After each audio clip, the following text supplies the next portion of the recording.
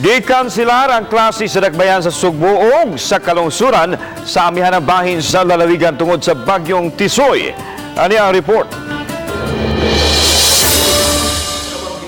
Giklaro ni Cebu City Mayor Edgardo Labilla nga publiko o pribadong tunghaan gikan sa preschool hangtod sa high school ang gideklarar niyang way klase.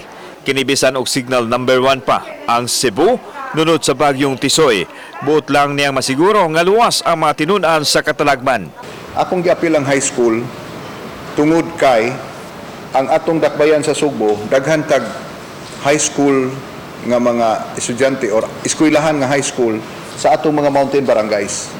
Akong giapil because there is always a danger of landslides. Samtang gialerto na sa syudad ang CDRRMO sa posibleng peligro nga masinati gumikan sa bagyo.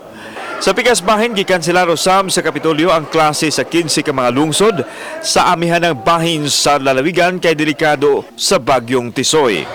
Preschool hangtod sa high school ang apektado. Kanselado sab ang klase sa Metro Cebu area gikan sa preschool hangtod sa elementarya. As far as mga panghitabo is concerned, wapatay na dawat na information except for mga stranded passengers sa ato ang base port and the subports Hagnaya Wharf, Danao. But so far nanguli ra man pud sila kay taga didto ra man pud. Kauban si Clans Gabutin, ako si Alan Domingo. Balitang Bisdak.